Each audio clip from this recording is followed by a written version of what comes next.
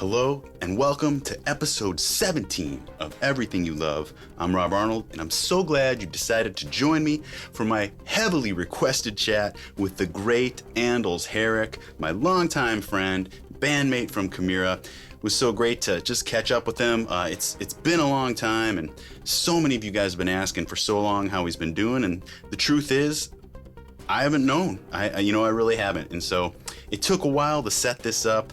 It took a while to get him to not necessarily agree to come on, but to just razzle him up a bit, get him excited about doing it, because it's kind of a big thing. As you'll hear in this super long, lengthy chat we got going on here, that I realize is quite an investment of your time if you choose to watch with me through the whole thing. But you really hear the ins and outs. He goes into a lot of detail, and what I was getting at is that it's tough to talk about health issues and talk about negatives and things like that publicly. I compared it to getting up in front of a classroom naked, and having to give a speech, that fear that, everyone associates with public speaking and stuff. That's exactly what he's doing right now, but he realizes how many of you out there care about him, and that he, I don't know if owes the world an explanation is the right way to say it, but he realized that it was the right thing to do. Now, the chat itself, I kind of afterwards figured that it's like almost like in two parts. The whole first half is really Andols just diving into everything that's been going on over the past decade, and the woes he's been experiencing, and the ups and downs, and the health problems. And it's tough at times, because you can, as you'll hear, he struggles to try to relay those symptoms he's having and what he's been going through to the world. And again, it's sometimes difficult to just talk about private things like that, health issues are private. And also, when you're out here speaking, you want to be positive, you want to talk about good things and stuff. And so it's hard to not do that, just to talk about negatives and things that have been going wrong. But about halfway through, we take a turn and we get into laughs. We start talking about the old times, telling stories, answering questions that some of you guys have sent in, and it's really cool. At any rate, what I've decided to do to try out here is I've put a lengthy and detailed chapter marker index in the description below, so make sure you check that out. If you feel like jumping ahead to a certain part, if you want to skip over things, you could do that. Just click on what interests you below. Now, of course, I totally recommend and prefer that you check out the video from start to finish, and of course, that's going to give you the best representation and message possible from the dear Andols, Mr. Andols here. Andols, by the way, let me talk about that for one sec. It's funny, I just want to clear this up. A lot of you know this, but I would say many more of you don't, that his name is Andy Herrick. He's as American as they come, and that name is, Andy is as typical as Rob, Matt, Chris, Jim, Mark, Kevin, Ben, Todd, whatever. It's just a nickname I gave him early on. Andy, Andols, Sandy, Sandals. And it kind of stuck it did stick when he joined the band, and everybody just started calling him Andols. And when his name was listed as that in the album credits, I was almost kind of like, oh, is he going to be okay with that? What are his parents going to think of that? But over the years, his dad has actually referred to him as Andols to me, a number of times. So needless to say, I believe they've embraced it. But it's certainly a cool nickname that's stuck and that so many of you know him as. But I just wanted to say, if you ever hear me refer to him as Andy or see Andy Herrick or anything like that, it is Andols Herrick. Andols is simply a nickname. I think that's going to do it. Because it's so long, I'm not going to be able to do this at the end. I'm just going to say that, while this video is a huge investment at 2 hours, it took a lot more of an investment to put it together. And if you're interested in supporting the channel in any way, the first thing you can do is like the video by giving it a thumbs up, if in fact you do like it. If you don't, no need. Also, subscribing to the channel and making sure you have those notifications on so that you know every time I release a new video. You can check out my Patreon campaign at patreon.com/RobArnoldWorld and hear more about the album that Andols and I have coming out and how you can help bring it to the world faster. We talk about that later in the video as well. Check out my guitar instructional DVD if you're a guitar player, and also my Kemper profile pack from tonecrate.com if you want to get those classic Chimaira tones for your Kemper profiler. All right, let's do it. Strap on in and please enjoy my chat with the great Andols Herrick.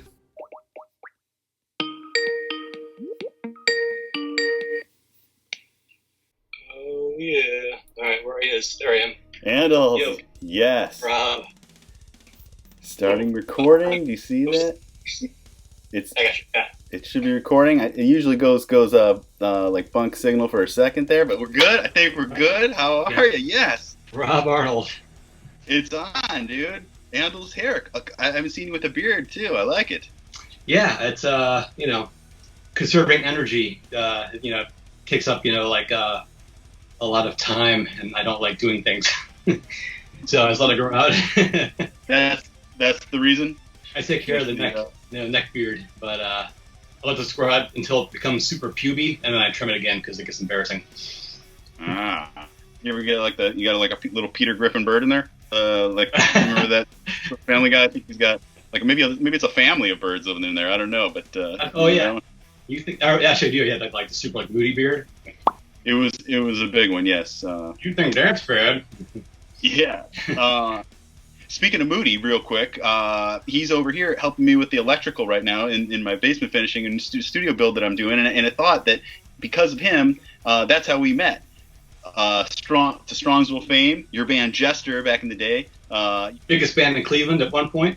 Yeah, well, to some people, I'm sure. Maybe perhaps your parents, your little brother, you guys were probably the biggest band in Strongsville at the time, But no, that's how we got introduced.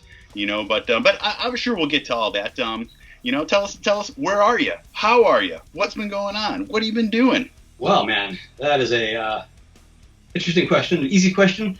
I am currently in Charlotte with my folks. I have been bouncing around trying to figure out life, deal with my health issues. It's been I don't want to get too Debbie Downer all this stuff, but yeah, man, it's been difficult doing anything, and I've been trying to working a little bit here and there, and then kind of a series of bad luck in terms of losing positions where the process of trying to kind of get my feet in the ground and get some forward motion on something, whether it be work or my health and stuff. So it always kind of feels like one step forward, 3 steps back at a time. So just got to keep pushing forward. So some odd jobs, trying to do things, but your health is still a concern. And for people that don't know, or for everybody, like I said, a big reason we're here today that I've been, as we've been talking over the past few weeks, trying to set this up, is that everybody's concerned. Everybody's been concerned about you for years now, obviously. Yeah. And then there was the news of our reunion show in 2017 that you were going to be a part of that. Then ended up not working out, and then kind of nobody's really heard from you. Everybody asked, and because I have this space now where I'm doing this on YouTube, everybody's asking all the time. They have the opportunity to ask. I mean, how's Andols? What's he doing? When everything? And I'm always like, I don't know. Just like you guys, I'm wishing the best and I'm hoping the best, but I'm going to go try to find out. And finally, after some time, we're here. So why don't you, just as much as you're willing to fill everybody in on, what's been going on with that, and just whatever you can tell us. Sure. It's weird because I almost feel like out of place jumping into this conversation in terms of what are I guess what we're doing in music and stuff like that. All that that's kind of what why Rob Arnold World exists, in the Chimaira and platform, and we've been able to stay in people's minds. We're still for relevant, I guess. That's the way I've always thought of it. Like, you've been very active in keeping the name alive through your channel and the recording, and I think that's probably why a good reason why the Chimaira reunion show happened. By your presence. And even myself, this goes back to 2010, right? That it was the last Chimaira Christmas show that I played. And, 10 years later, in a genre that is, fans are here today, gone tomorrow, people still like remember and, or like my isms, like cat memes or whatever, me ranting about like, economics or whatever the hell, I'm interested in. So, that is like incredible, like, and I'm sure you feel the same, like to just, have people ask and like, how you're doing, or just remember my Facebook page, I get a lot of, questions and people checking in, and it's like, I forget that sometimes, I always try to take a minute to, appreciate that I have like, literally like there's 5,000 people that, barring a few fake pages or whatever, like to play around with, which is fun. They care. And, so the gratitude, is the most important thing. And that's like I think what keeps me connected to music, because, there's like a disconnect right now where I have no interest in playing drums right this second. And really the reason is because just the physical stuff. I have, this sitting in a chair is like difficult for me. I'm worn. I have like so many different things going on, constant chronic pain, chronic anxiety, inability to focus on anything. Like just the thought of like going downstairs and get my practice pads is like, ugh, like that tires me out when I walk downstairs. So I'm trying to, do a lot of things at one time here. I'm trying to, find that spark again for playing. And I kind of started doing that last year, actually. As I was binge watching all your videos a couple days ago, the one to play through with Infamous of Destruction. And that was actually the one that I was, kind of jumped into with my practice pad set up like last July. And yep. A couple days in, so I kind of had everything going. It was funny. I noticed you had the video pop up a couple months after. But since then it's just kind of gets continually more difficult, and it gets more complicated in terms of everything that's going on physically. And you deal with doctors that are they only they have their specialty, and they see that one part of the system. I never really consider how everything works in unison. Like you don't separate like, the brain or the gut or your hormone, the endocrine system. They all work in harmony, and there's so many different things going on that you end up bouncing to get like hot potato, for the patient. So I'm kind of trying to do many things at one time, where kind of figure out a game plan for my health. Like what haven't I explored yet? In terms of someone who can root out underlying issues, or at least help alleviate, the symptoms to make day-to-day more manageable. Getting my foot back in the door in a job that I can, consistently get into and earn income, and really just kind of feel like an adult again. It's been difficult. I'm very, I'm like an autonomous person. I'm a minimalist. Doesn't take much to keep me content, and just I feel so far removed from even that, just very simple things. So that becomes a challenge, to say the least. Are you willing to divulge what some of your symptoms are, and along with that, at what point, when and what when did you start feeling whatever it is you're feeling, and what caused it? Do you have any idea? I have a pretty good idea. I mean, well, for the very first thing, a symptom, not maybe like an hour ago, I threw up for no reason. It's a lot of abdominal pain. Feels like it's gonna like implode. All this pressure. Sometimes when I stand up, I get really like lightheaded. My whole body just feels like everything's just kind of loose and it's bouncing around inside me. Super fatigued all the time. Aching joints. Everything hurts all the time. And then the ADD thing that I've had for really going back to like a kid. Like I've always had. It wasn't until I learned what started getting medication to treat it, I was like, oh, this is what thinking feels like.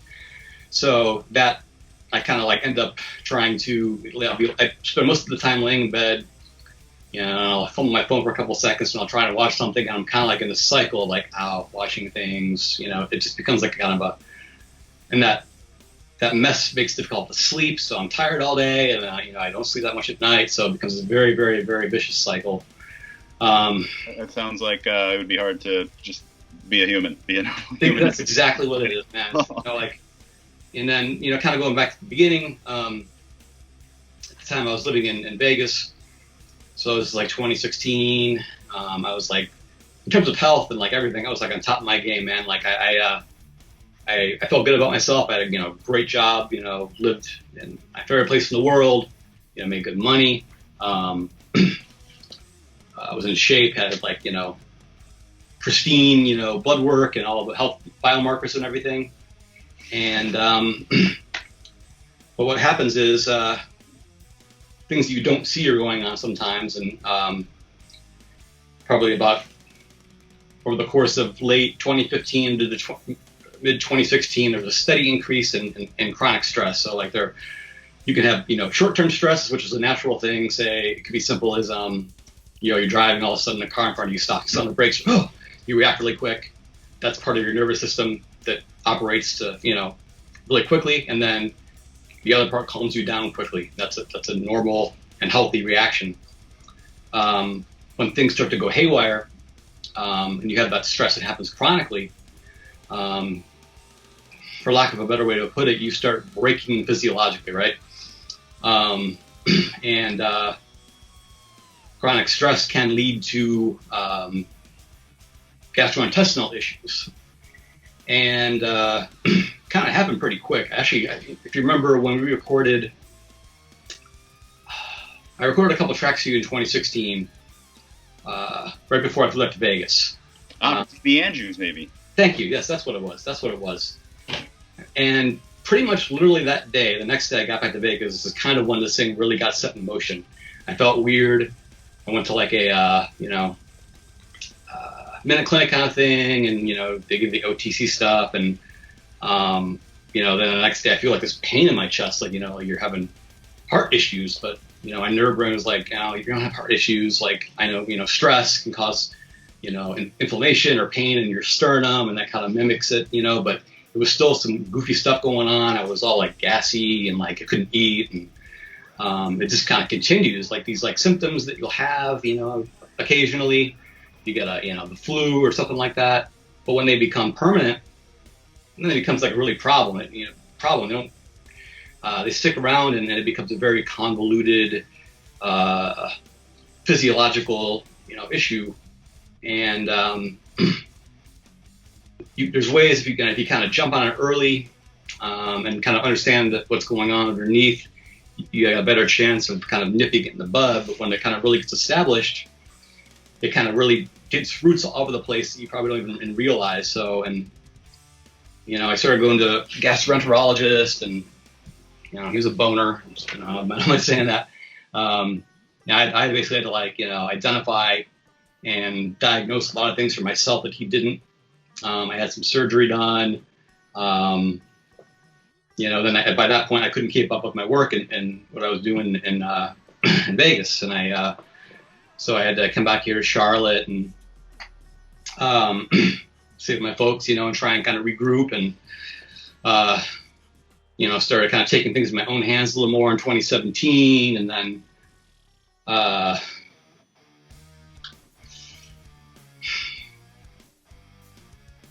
ended up meeting the most amazing human being that I ever had in my life.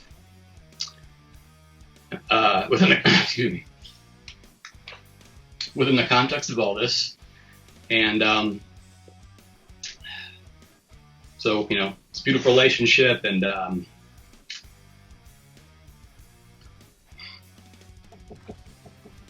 sorry. Oh, take your time. It's all good, man. And if, you know, talk about what you want to talk about. Don't worry about anything. You know? But yeah, I know it's just basically a continual trying to get established and kind of like symptoms and everything just kind of getting worse all the time, and and my own mistakes too. I got as I would try to figure out every possible way. Originally all I wanted to do was figure out the underlying root cause. That's my issue with like a lot of these disorders and stuff, is that they're medicine and doctors, they don't treat underlying issues, they mask symptoms. That's what most pharmaceuticals do. And a label for me, if you're familiar with IBS, and it's a goofy ass name, it's almost insulting, irritable bowel syndrome. Or another one that's actually even worse, called chronic fatigue syndrome. Like that is like a debilitating, like people like have to get help to their bathroom kind of thing, and it's like got the like the most like like almost like a condescending name. All it means is that there's a bunch of symptoms and they kind of group them together and slap on a name for it, and there's not a whole lot pharmaceutically that really effectively helps. Even the things that are approved and new on the market, they have like a 25% success rate. So as everything kind of got more difficult physically, I started really digging into just trying to mask my symptoms and function, and discover stuff like CBD, kratom, finally even started smoke a little doobies here and there, and then I kind of got into some other stuff like illicit things online to kind of alleviate my anxiety and to help me focus. And basically, you're just looking for anything to try to cope or focus, like you said. Exactly. Right? Yeah, exactly. So it's been kind of like a series of a little bit of forward and some missteps, and that's kind of been the theme for the last couple of years. And excuse me. I'll even touch on the Chimaira Christmas show when I came out. There's kind of more context to that. Obviously that was a disaster on my end. And at the time, it was my first job working in Charlotte. While being sick as well. It was for a logistics company in here, like freight related brokerage, and maybe early 2017ish. I started it in July 2017. It was a short-term job, anyways, but it was my first one post Vegas, and I actually ended up like fitting right in. I loved it, and getting closer to when I was going to come out for the rehearsal, they bumped my hours up a little bit later, which was great for me. I'm not a morning person, so but there was a couple things that were going on that actually kind of like impeded a little bit, and one of those being my drive out to Cleveland. So instead of it was like, I think it was a Friday, originally we've been leaving Charlotte to drive to Cleveland about 8 hours, and leaving at like 6, and then it didn't end up being until like 11. Going back a couple days earlier, this happens to me pretty frequently, but I had an inadvertent all-nighter. Basically, I just didn't sleep the entire night, like on a Wednesday. So there's one night. I'm sorry. Right, never mind. I was an all-nighter. Pulled an all-nighter. I said you're just partying hard. Laying in bed, praying for sleep. Quite the opposite. Okay, my bad. Sorry, Coach. No worries, man. No worries.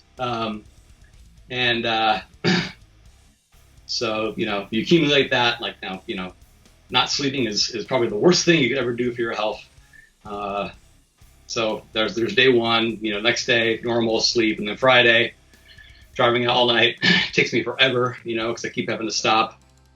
And it's another night of no sleep, and physical, all the pain, all that kind of stuff is going on simultaneously that deal with. And I get there, and I'm sure everyone looking at me was like, "Oh man, we get hit by the bus on the way in here," in a certain sense, yes. And I have like basically every symptom reliever at my disposal, trying to get calm down and feeling okay, like no pain this way, and like some brain function this way, and I think, oh hey, you guys are smoking, and I was like, and I was like, la la land, and You know, it was very, very irresponsible, and like, you know, because I knew I came in, it looked like I didn't know like what the hell I was doing, but I did. I had practiced, and I know those songs.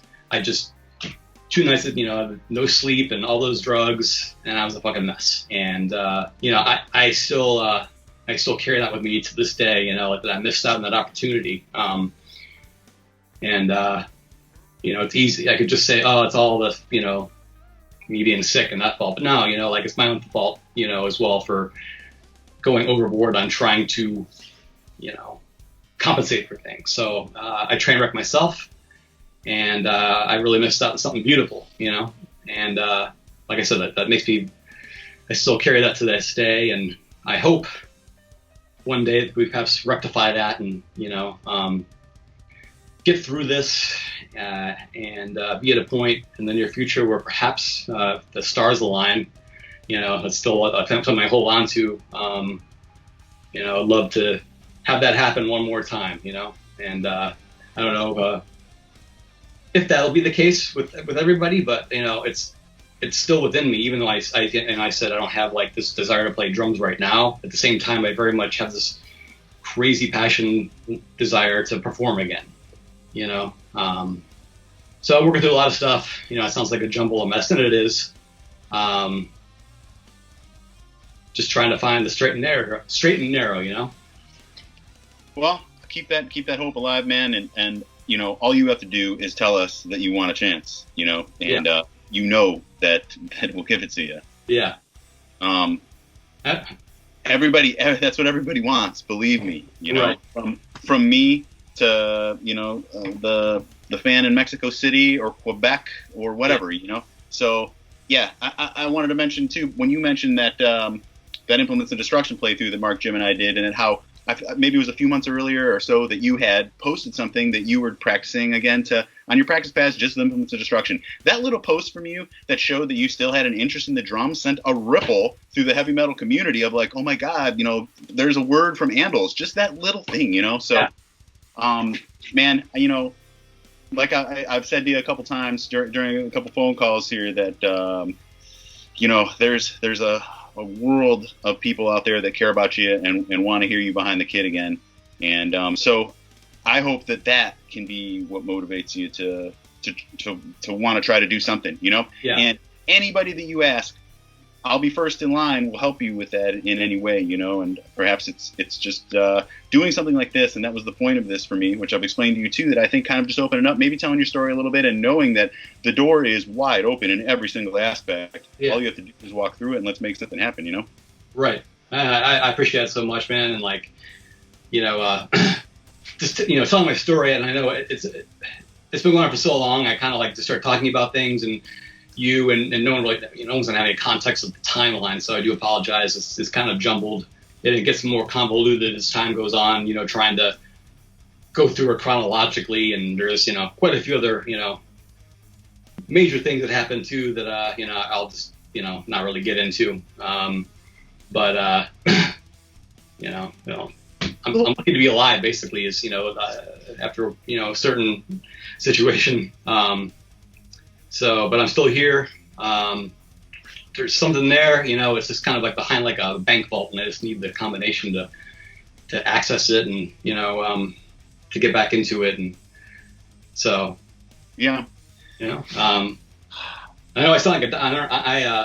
This is, I felt weird because I was watching Kevin Talley, all the other ones, and one of a kind dude, man, and I'm like, oh, I'm going to be like lurching the comparison when I'm talking, Well, you're talking about some real stuff right now. We'll get into some laughs and some stories and things like that. But this was important because people, including myself, are not only concerned but just curious, and because it's a weird thing, okay? Because just the other day I happened to rewatch the Coming Alive documentary. Mm-hmm. Which is great, as it took us through, the Disturbed tour in Dubai and in Europe and stuff. And what comes to mind is just like in Europe, like there's shots of you where you're just so jacked, like just so muscular and healthy. And then all these thoughts come to mind that people don't know. I'll tell a quick little thing here that so our manager Dirk at the time and I would go through the gear manifest of everything that we're going to ship over there, and Chimaira had began accumulating gear over there, so we didn't have to ship things like amps and drums and all that kind of stuff years earlier. So we had that, but there was still stuff we'd ship every time. So it's a big process, with all sorts of duties and customs and carnets and equipment lists and all this kind of stuff. And yet on there each time, and certainly not cheap, would be Andols boxes of food, protein powder, ostrich jerky, Blue Diamond almonds, protein bars, stuff like that. So there'd be all these boxes of your food in with the guitars and strings and batteries and drum heads and everything like that. But so that's how I think people remember. Okay, and we would go to the gym every day and that kind of stuff. Even from the Resurrection documentary is documented that you were always about the gym and always about eating like a fitness bodybuilder type lifestyle, so that's what everybody saw pretty much last of you. And then all of a sudden something big happens. And a lot of people have had something like that happen to somebody they know in their life, somebody that they care about, where all of a sudden some weird event or series of events or whatever happens to somebody in their life where they start to wither away, almost like cancer or something, where you could see somebody super healthy and stuff like that. And then the next year they're not, and so that's why I think everybody's just so, oh my God, like what's going on? We want to know. We're concerned, because that's what they remember of you last, Yeah, and that's the thing, like very early on, the first, really everything kind of kicked into. It felt like it came out of nowhere, but understanding that everything, kind of begins long before the process, kind of, works its way up, but you don't really notice it until. So it's not really a sudden thing, even though it feels like it, but. From July 2016, which is when everything kind of hit, and never let go till the time that at one point closer to when I left Vegas, I went to the ER, and because I was like throwing up really bad, and I went quite a bit because like when these things happened early on, everything was like scary. You feel some weird things. It's like. You panic, it's like this.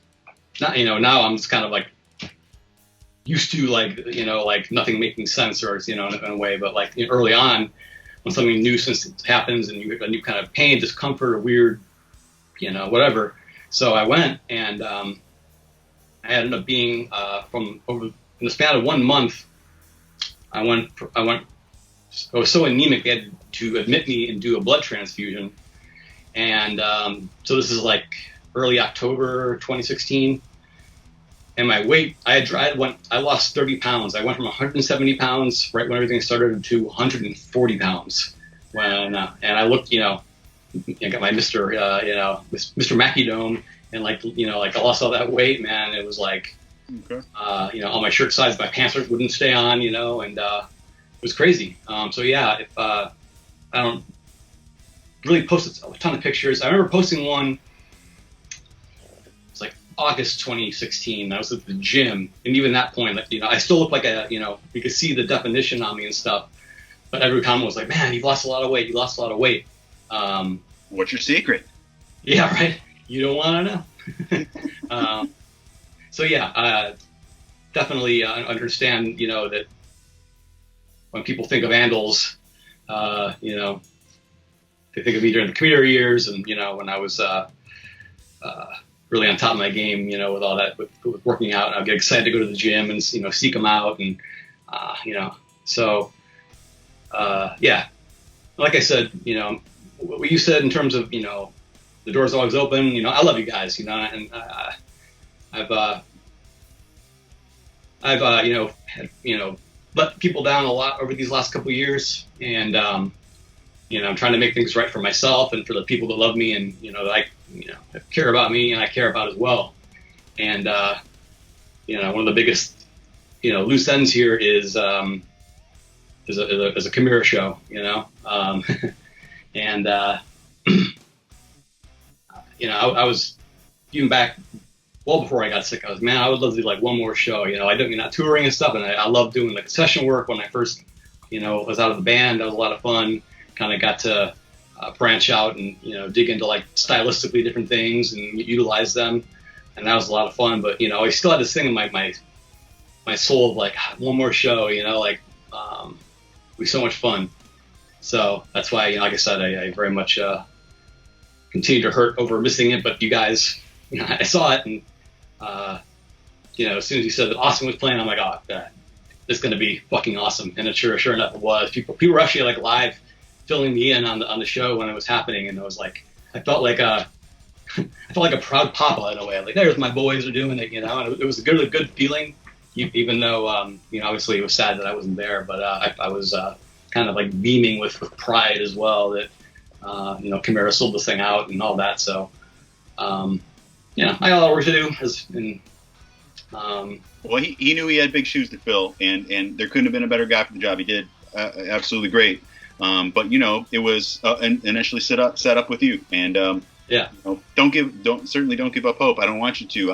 In fact, the more hope you have, and all you got to do is make the commit to yourself that you're going to prepare yourself to do it and stuff, and we'll do whatever it takes to make that happen and start working with you. And you know what? If we start working now, no pressure. But by the time all this nonsense with COVID is over, perhaps the timing will be just right.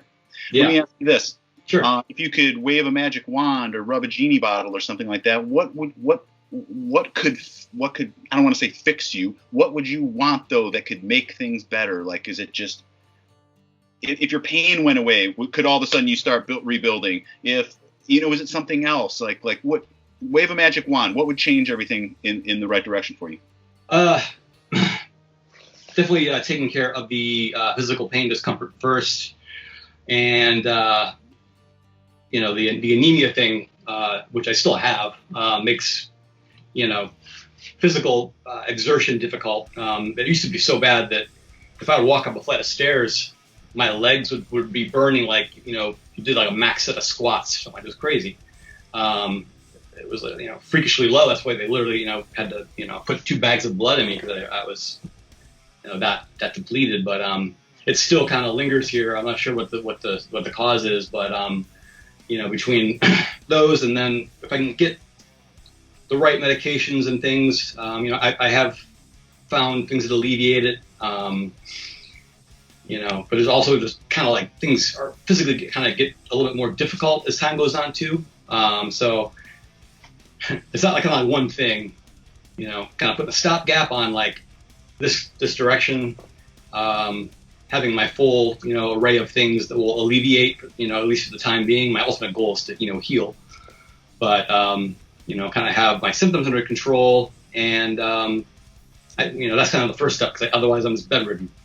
And then from there, getting back on my practice pad, and getting the chops back up, and then at some point getting that kit, the crushed drone set, if it's still, I think you said you had it still on the video, actually get on a full kit again because it's been since 2016 that I've played, and it's even with me physically not 100%, I can get myself with the right medications and working out and practicing. And be at a point, where, I would know my capabilities. And I believe just from last year when I did a little bit of, tapping around the practice pad, things came back. I'm like, I can do this. It's there, That's what I'm getting at. Are you physically able? Okay, so you really can't wave a magic wand. And we could sit here and talk about how it would be great to do stuff and how it's great and everything, but is it physically possible? Will you physically be able to build yourself back up to a level to be able to do this so that it's, that you can do it mentally and physically? I believe so, yeah. So you heard it here first, ladies and gentlemen. Exactly. Yeah, well, like I said, the door's open, man, and, I think you just perhaps would have to just commit to yourself. That's a path you want to try to maybe work on to see if we can make something happen, Yeah. And anything you need, you just reach out. Hey, man, I appreciate it very much. And get there when you want it, Yeah. And I was loving, like a little clip from our little project that's been marinating for almost 7 years now. Let's talk about that. So it's just completely my fault. Your parts have been done, and for 7 years now. Rob's always late. Yeah, I am. I'd like to think I'm a little more on time nowadays or whatever, but I was notoriously late throughout our entire friendship and stuff. So as a quick side note, we got to give you mad props, man. You have slimmed the fuck down, and you look great. Hey, thanks. Well, I'm a page out of your book, just diet and fitness. That's it. Or diet and exercise. That's it.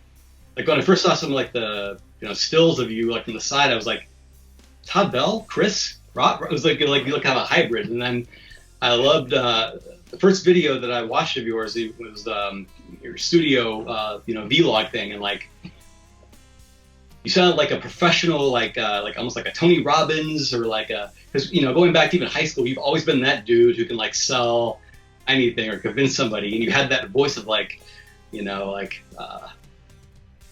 buy it, you just that's Rob Arnold. Like you got the voice, and you got everything, and the personality, and to do what you're doing, and it was just funny, kind of so professional, and like I saw you going on a stage with those like headphone things, talking to an arena full of people and getting them all psyched about whatever, and yeah, man, you're doing great work on there. So well, I really appreciate that, and I got to say that I'm proud of my salesmanship or whatever, because it got you here today, and I've been working on that, to I think that like I've been racking my brain of how I could help you, and I really don't know how or whatever, and I went out on a whim and said, if you'll remember this, just in the text that I wrote you initially, I just said, what about just coming and talking about what's going on and seeing if the community that adores you so and adores the music that we've created, all these years and everything, what if there are some solutions buried out in there? Perhaps there's some special doctor who, has a Chaos logo tattooed on his neck, or something that's like, Andols, I'm in Charlotte. Come see me, bro. Let's fit, So I just thought that's the type of stuff I think about. That's possible. You know what I'm saying? So, anybody out there, hey, let us know in the comments, and if you're liking what you're seeing here, make sure you subscribe to the channel, hit that notification bell. No, just kidding.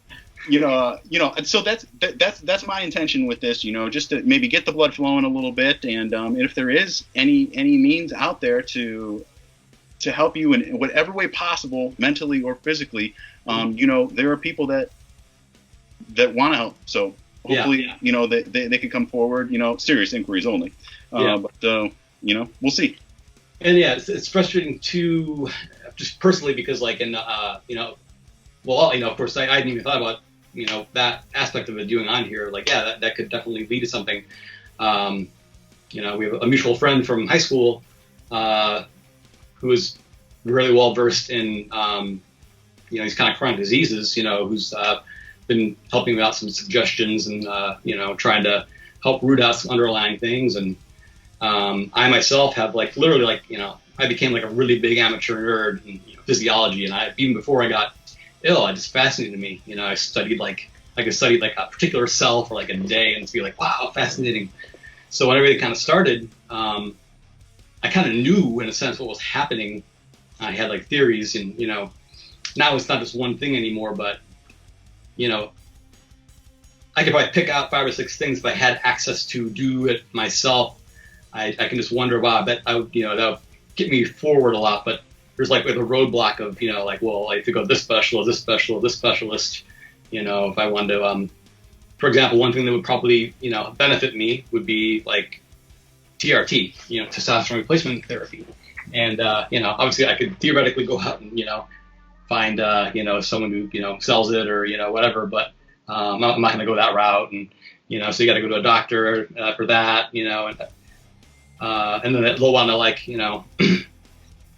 you'll explain what's going on, and then they'll have their own methodology of what they're going to do. But, I feel like there's all these things, if I could just access them with no problem, like open up a drawer and it'll be there, I could probably make pretty big leaps, but it's not, it's not feasible, of course. But so there are things that can be done. I've looked into, other options for treatment. There's a fascinating new treatment for people that have really bad depression or trying to get off opioids. They're called ketamine infusions. It's known as a party drug, but it can be very therapeutic long term. Not just it alleviates whatever for a second and it's done. It actually will kind of reset your things physiologically. It's pretty expensive. Your insurance doesn't cover it, but that's kind of on my radar. Just kind of getting back to the gym when they open up. I've been able to go a couple times. So it's basically trying to accept things that I can, handle myself, and try and find the right people that can, guide me with all the other aspects of it, because it's not just one thing. There's many things going on, and for the complete rebuild process.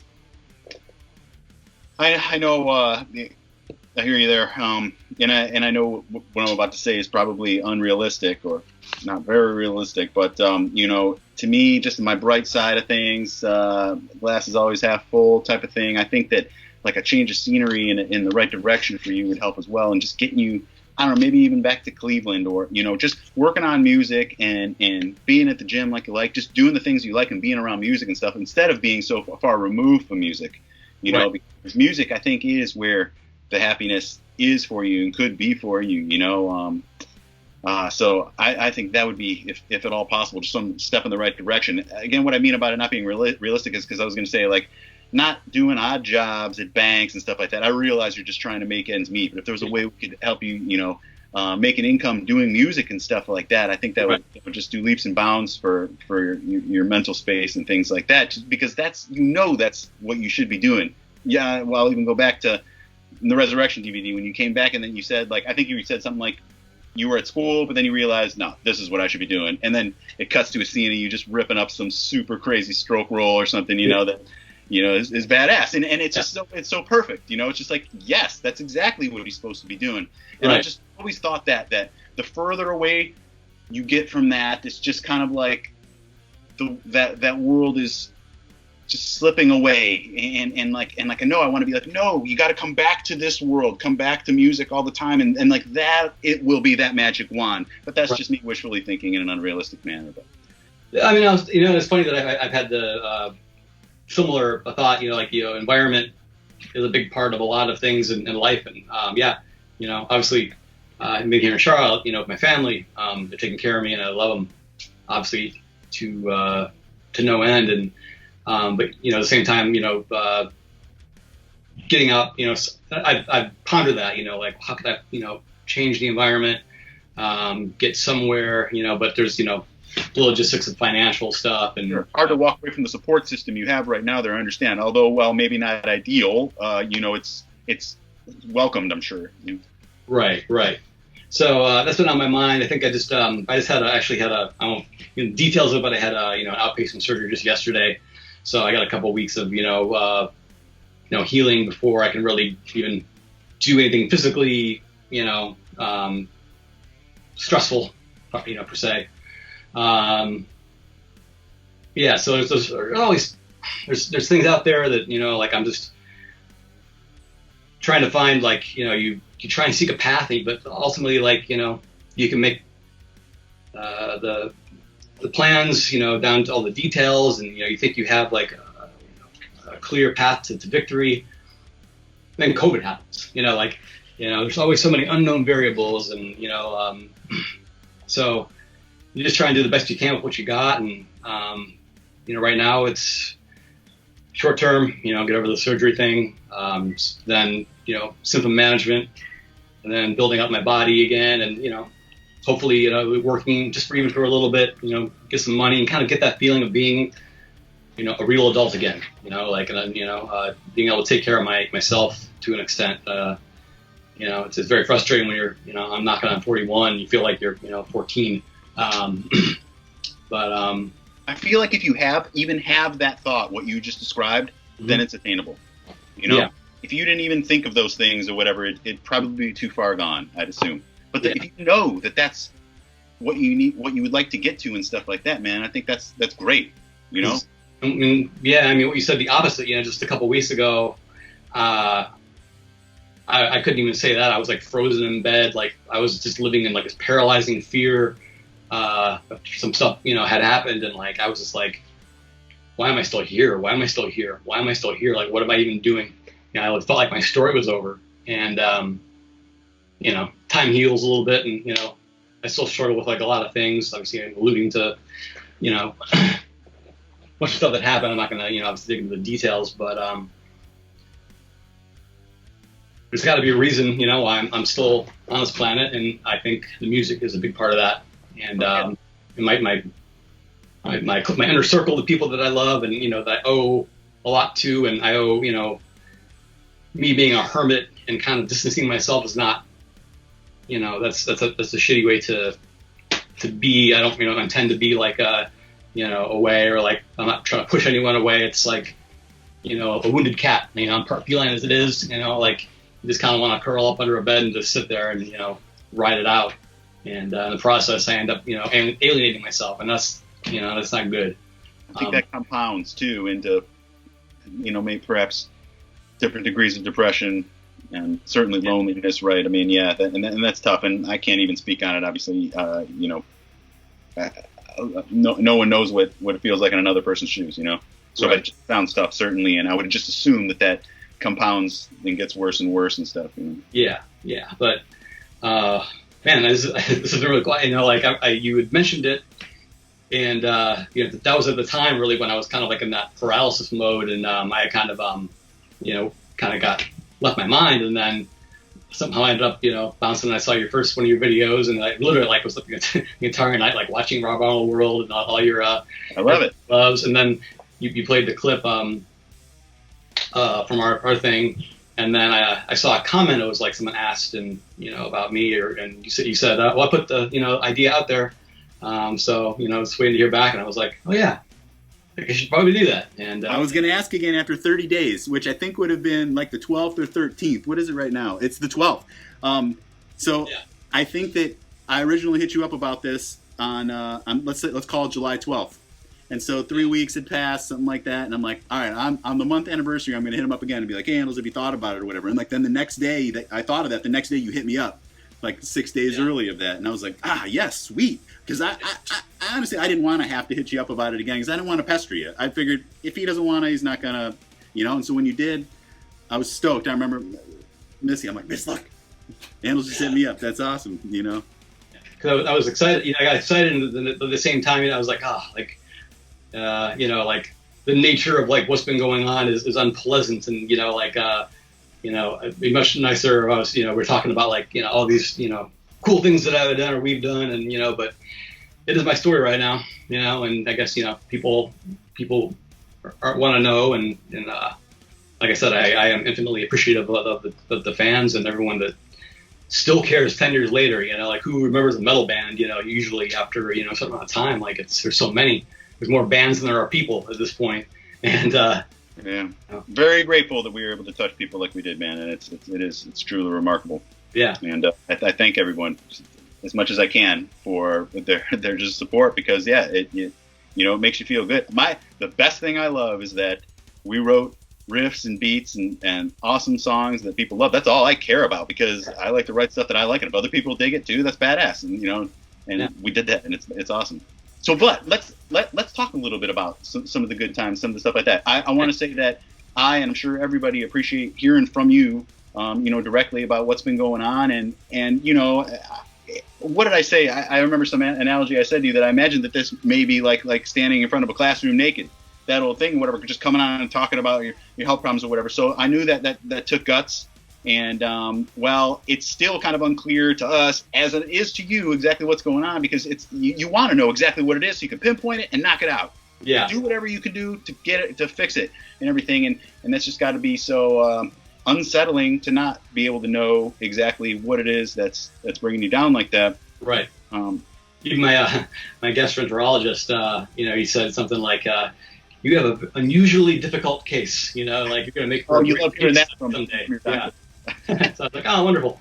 You ever seen that one commercial? It's like a I don't know, some insurance commercial or whatever. A guy's laying there in bed, and he's and his wife and the doctor comes in. You're like, you nervous? And you guys are like, yeah. And he's like, yeah, me too, or whatever. Yeah. First time, or whatever. Like, yeah. I was just reinstated or something like that. I don't know. Yeah. Oh yeah. I just got my license renewed or whatever. Yeah. Yeah. Yeah. So, but if you're into it, you can certainly say no. But so just yesterday, when we locked this in for tonight, I thought to myself, I started thinking about, what if there's anything in particular that people would like to hear from us, or maybe questions that they'd like asked and stuff, and really what just personally with me, real quick, anytime I try to prepare for something like this, it always ends up being better if I just go off the cuff, maybe I'll have a couple notes here and there of something that I don't want to forget or whatever, but nothing's ever really scripted. I just kind of let it roll or whatever. But I decided, you know what? In my Patreon community, those are just, unbelievable fans and friends, really, really helping. I appreciate everybody who's tuning into all this stuff and everything. But, I decided to just go ahead and just let them know just this morning that I was going to be talking to you tonight. And if anybody had anything they wanted us to talk about or any questions, go ahead and fire them out, just for me to consider what we talked, and they fired them out. All right. I've got too bad for them. I'm out of here. Not kidding. So I've got some pages here of a few, and since there's a lot, I just figured we could just do like a quick fire thing. Obviously, take as long as you want on each one or as short as you want, but I'll try to keep it moving. You into it? Sure, let's do it. All right. Mr. Brady Clark wants to know, what's your favorite moment or memory on tour involving yourself? Just a funny moment from a tour. A funny moment from a tour. Which I know there are many. Yeah. Oh God. These are the kind of questions where you should like immediately be like, oh yeah, But this one, I was thinking of like a big moment, and then they turned into a funny moment. I'm like, let's see. I spent 99% of the time on my laptop reading news while everyone else partied. I'm like, am I fun at all? Shit. I know. Sometimes when I'm on the spot too, I can't think of something. Even though there's a million funny moments, all we did was laugh on tour. I think. Yeah. It's like this. There's like a ton of little things. I guess I laugh about it now, even at the time it was fucking crazy. But you remember, obviously being in the Netherlands, like playing Tilburg or Amsterdam, and there was like the go-to places for the marijuanas. Pretty much every time we were there, I would, I say, oh yeah, grab you like a cookie, something like that. When in Rome, and then so usually like half of it, and it always tastes like you're just like biting into, like weed. It's gross, and didn't feel anything, and that was that. And over the years, always guys trying to get me to smoke, and it's never interested me, But that one time, I think it must have been the 07 tour. Brian Seeley, your drum tech. Yeah, Mr. Canadian, hilarious dude. So, shout out to Seeley. Yes, exactly. And I can't remember who got it. If it was you went out or he went out or whatever, but he came back. I had asked for a hash cookie. You came back, or a weed cookie. It came back with 2 hash cookies. Okay. And from my understanding is that they're like infinitely more potent, than just regular THC. So I eat the first cookie, and like a couple minutes, I'm like, I don't really feel anything. And like, Ceda's like, you should do, buddy. And, you should, take a hit of this doobie here, and then eat the other cookie. I'm like, well, I'm not really. I shouldn't even know how to inhale, things. So I'll just, I guess eat the other cookies. So I, pretty quickly after cookie number 2, and I'm sitting there, and I remember all of a sudden Jim says something, and I thought it was funny. I started laughing, like it was like that kind of stereotypical, like you're getting high and everything's starting funny, and I had a hard time like speaking, and even like I think I was like nibbling on something. I was like, I remember saying to everybody in the bus, I'm like, I think I'm gonna go to bed now because swallowing is really hard, and like Jim's like, you're stoned, so like I go lie on the bunk and like. I'm not sure if this, would make sense or it was a different sensation, but I really felt like I was like hallucinating in the bunk all night, like having crazy thoughts, like the entire time, and I thought like I broke my brain, and of course, I woke up, later and everything was fine, but it was like the weirdest experience. I was like, yeah, and what I was told, again, I don't have any, basis for comparison or anything, but like if you had never drank before and someone gave you like a bottle of, absinthe, you just drank the entire thing. That'll probably push you in a world of hurt. Maybe. And, I remember this now. I remember you were freaking out in your bunk, and I remember trying to tell you, you just got to come out and hang out with everybody, have a good time. Right now you're just in this coffin, in your bunk, just in your own head, freaking out the first time you've ever gotten, eaten 2 hash cookies back to back or whatever. And I'm like, you got to get out of your bunk. You got to get out of here. You're like, no, I'm staying in here, and you just wrote it out. Yeah, that was not awesome at the time, but looking back, I'm like, oh, Andols, so that was about as razor thing I ever got. I don't, Yeah, for everybody out there, Andols was quite a straight shooter on the road, never partied whatsoever. A wild night, was having a Newcastle, and Yeah. that was it, I think. Yeah, pretty much. All right, let's check out another. Evron Valadares. I do have a question for you and Andy. How difficult was it to start working together again for the Resurrection album? Was the chemistry almost gone and had to start building it again, or was it just natural? It was that for me. It's definitely natural, and that predated the Resurrection album. I jumped in kind of towards the end of the self-titled cycle, and even then, I become a fan of that album. It was like 2 years later, 2004, 2005, when I was not in the band, and I think that was released in 2004, right? And I remember I actually got to the point where like I was listening to it, like it's like I would rotate between the self-titled and like a Hatebreed album, and I would do like my hour, treadmill walks every day. And I became really familiar with the songs. And then, when I ended up, we regrouped and, got back in the band, even that first rehearsal, like, it wasn't perfect, but like I knew the songs just already inherently after even, of course I practiced them too. And, I need to learn Kevin's parts, which were very difficult. And I learned a lot from, learning his parts. Picked up some cool, tricks that I, use to this day, So, like, it was fun. It was kind of like playing, in a sense, like, the Chimaira songs that we wrote together, and then I was playing, like, some awesome covers that I liked listening to. So that felt, right away, it felt like natural to me. Obviously, everyone else's opinion, if I, felt like I had, jive right back in, it felt good. But to me, right away, just doing the self-titled stuff felt great. It was so much fun. That's awesome. I had no idea that you were jamming that record. That you were enjoying it before you came back to the band. I had no idea. Quite a while. I listened to that a lot. It was weird at first, obviously, because, this is weird to hear, kind of standing outside yourself. But once I got past that, you were kind of like talking different context, but, listening to Crown of Phantoms. And how you felt about that. But I got over that pretty quick because it's hard to deny when an album's fucking awesome, and it was a lot of fun to listen to and learn those songs, and felt good right away. And then so when the time came to do Resurrection, it was already well established. We were. I agree. I feel like from my viewpoint, it was no breaking in period. There was no we'll see what happens. It was just like, all right, back to normal. Let's get started. It felt great right away. Because, a lot of people know you and I have been jamming together since we were 15, 16 years old in Sanctum before Chimaira.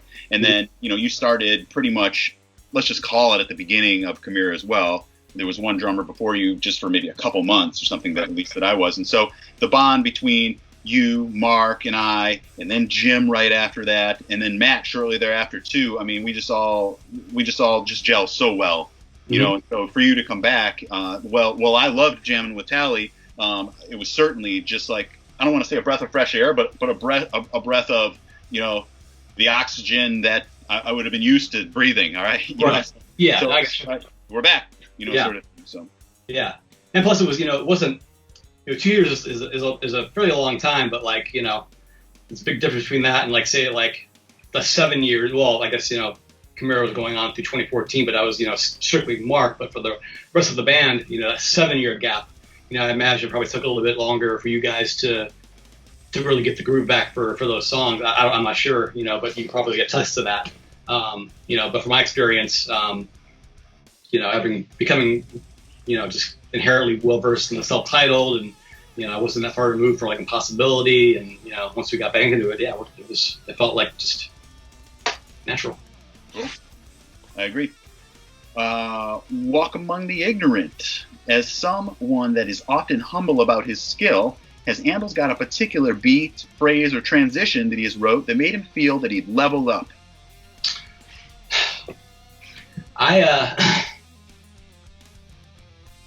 I'm not sure everyone would agree, but and I don't. It's gonna sound weird to say, but I feel like I did my best drumming post Chimaira, in a sense. But maybe it was more so that there were new challenges randomly that I kind of decided I wanted to just for no other reason than for myself, to conquer. And this video actually is on my YouTube page, and it was a You have a YouTube page? yeah, and it hasn't been. I haven't done anything on it since like 2013, but I posted quite a few. I did a cover of a Dream Theater song that Mike Portnoy actually said give me props for. That's like one of my favorite things. And then you know, over the years when I was a kid, you know, taking drum lessons, I had all these old modern drummers, and there'd be like, you know, challenging patterns and things to learn, and from really well-known drummers in different genres. And one it was a drum part in this a song called Samba Song. It was just really kind of goofy, like you know, challenging stylistically than I hadn't done before. It's on my YouTube page. Had a lot of fun doing that one, and then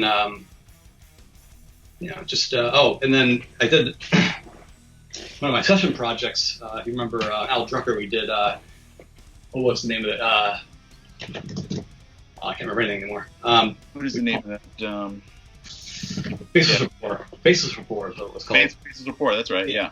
So I'm really super proud of that one. That was a lot of fun. It was 3, you know, really long instrumental songs, and I mean, I can't pick out one thing, you know, but there was like, I just had an opportunity to really open up and kind of like all these things that I kind of started working on that were non-metal, and like apply them and make them fit into something, and you know, through time signatures or whatever. It was just kind of like a really cool like ability to, you know, throw all everything I had at, you know, every bag of tricks that I could. So I would recommend that anyone, you know, Google that. You'll find the songs they're barely available on YouTube, whatever. I'm really proud of them. Here, Leproor. I'll link that below. Also, what is your YouTube channel? And I'll link that. I think it's just I think it's youtube.com/Andols Herrick. I can double check on this. It's so long.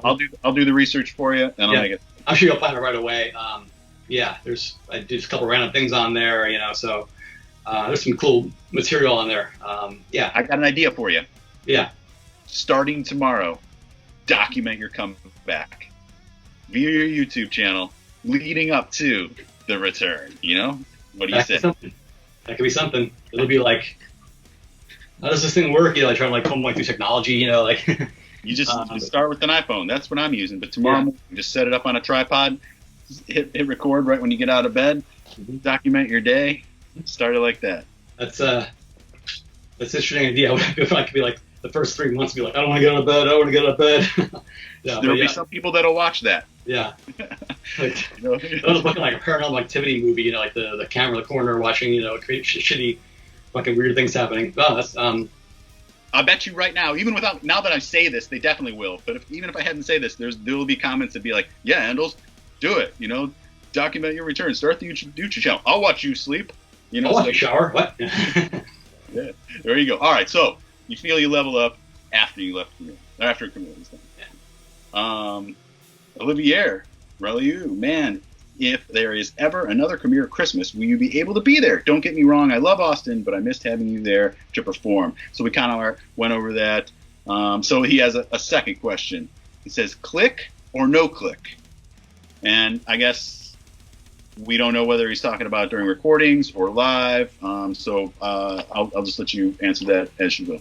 Well, I will, from my perspective, obviously, I'm assuming the way you guys did Chimaira Christmas, you probably had to do it to click because of the video, right? So here, I'll just explain that to everybody. Chimaira always used the click in the studio to record, but we never used a click track live ever. The first time that we ever did and that I ever played to a click track was at this last Chimaira Christmas and the reunion show in 2017. And the only reason we did it was so that all the video would sync up to the songs. You know, there was no way to really sync the video in time to have like whatever nothing remains happen at that time, or hey, you know, or if we wanted fire to happen at some point or whatever. So we had to play to a click to that, and it was totally fine for the rest of us because Austin was the only one on the click. So okay. You know, so we just played to him, like I normally would have, and you know, it all felt good to me because we were just playing to the album tempos. Okay. You know, I didn't even notice. Plus, we had rehearsed like that too, so it was fine. You know, nice. I was curious about that. But yeah, for my perspective or whatever, the click should be your best friend. You know, when you're practicing, because when it comes time to record and you're not used to it, you know, it makes things very difficult. And it's a way to gauge, progress. If you're working out a pattern and, like you say, you're trying to slowly, work up to a certain speed.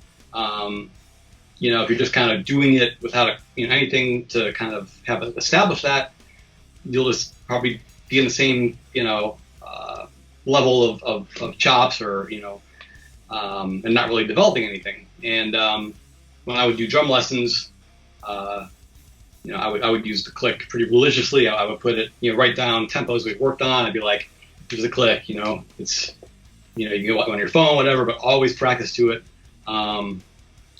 It's just super important. I always think to myself, like the metronomes, like in modern time, is like it's the cruise control of playing music. But unfortunately, just like most drivers don't use cruise control, most musicians don't ever use their metronome. And I'm sure you've probably experienced a lot of times, maybe in the studio, trying to drummers are not used to using click tracks, so they can play the parts and they're like, they got skill for days, but they can't lock into it. And you got to keep, that's always it's often a problem. Same with guitar players too that haven't done their homework with the click. I think the worst thing that any player can do is think to themselves, "Oh, I'll be fine in the studio playing to a click."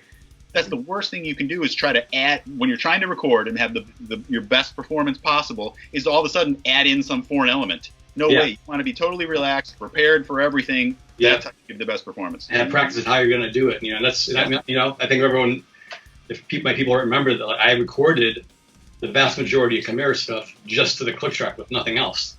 Oh yeah? Oh, you have everything, the parts memorized, but you just hear the click. That's right. I just had the click so I could just concentrate and make sure, what I was playing was right. Session work wasn't like that. I generally had to, because I was learning quicker. I would have the guitar and the click in there too. But for Chimaira, I went in there and everything was just for memory. That's cool. Repetition. So yeah, click all day. Click all day. There it is. Click all day. David Melton, Andols, what got you into drumming? Certain bands or songs that made you instantly want to pick up the sticks. Did any of this have influence on how you adapted such great timing? And real quick, I happen to see the next one from Nate Bunnage here. I'd like to know who your musical influences are and what inspired him to play drums in the first place. And then the next one, Dylan Brown, how did you get into drums? What are your biggest influences? So to sum all that up, who are your biggest influences? What got you into drums? Certain songs, bands, and did they have any effect on your great timing, that sort of thing? Which obviously they did. When I was a young lad, I think I was around 6 years old, something like that. I started playing piano first, and to this day now, it's actually my favorite instrument to listen to. And I wish that I had kept up with it when you're a kid. It's not as cool as watching your older brother, who is the savant at everything, including drums. That's what got me into wanting to play. Watching him play, I'm like, that looks a lot more awesome than what I'm doing here. Scales and stuff.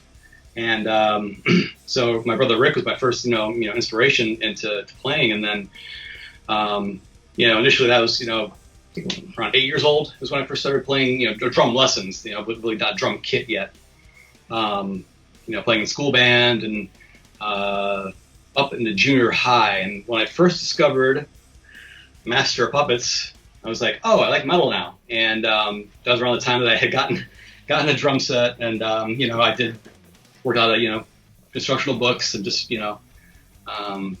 build your foundation, but it's just kind of like you're just doing things for the sake of doing things, and then all of a sudden you discover something like, oh wow, this is putting this stuff into real music. And I remember almost pretty instantly, however I had it set up, probably a lot of times it was just literally blasting out the speakers in the basement, and I put earplugs and playing along to like Master of Puppets. And going back to the metronome thing, I had the ability to play this stuff, but I couldn't keep locked into it. It took me a little bit to kind of get able to sink into the music. So again, click it or ticket, all the time with that. And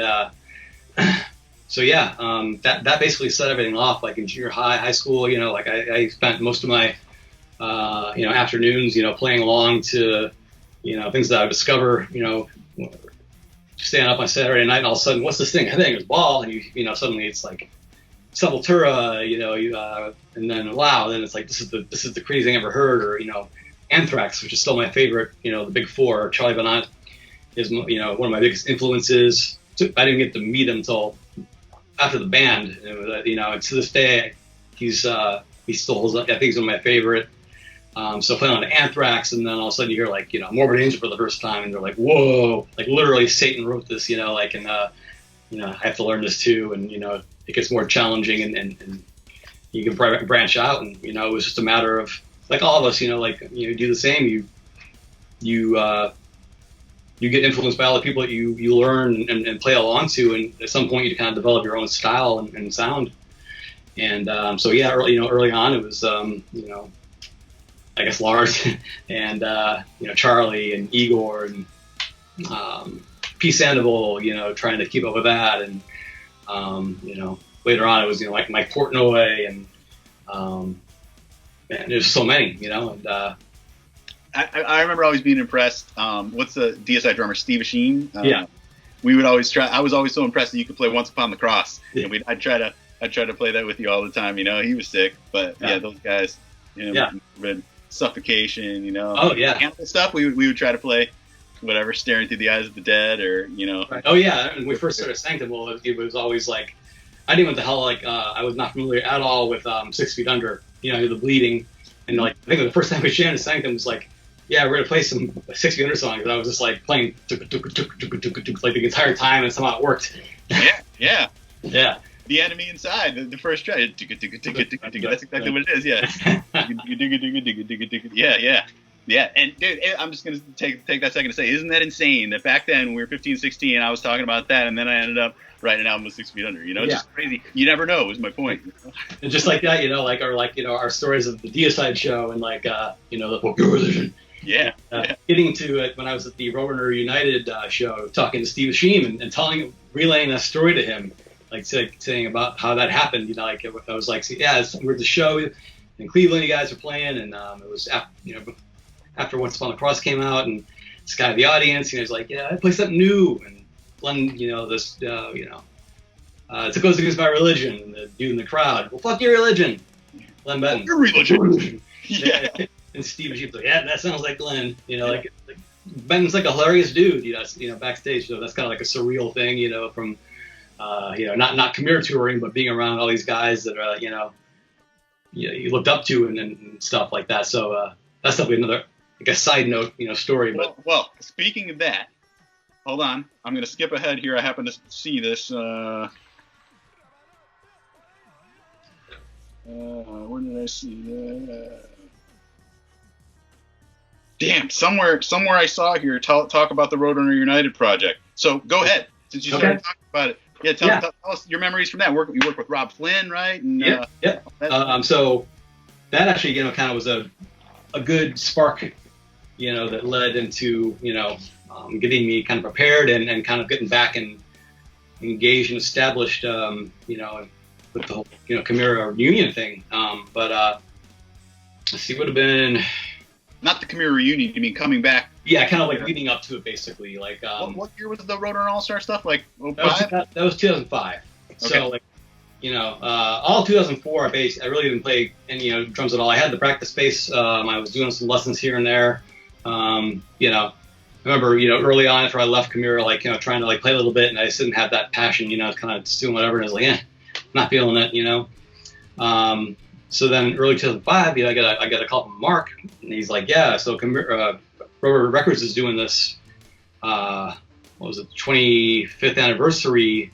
The label, and they're getting all the artists together, and there's going to be like a team captain, and from what I understand, Rob Flynn's going to have you be the drummer on his tracks." And I was like, "Okay," and I'm like, "Well, I better learn how to play drums again," and it ended up being, I wasn't sure if it was like, 100% or not, but sure enough, I ended up talking to more guys from RoadRunner, and next thing I know, I'm getting,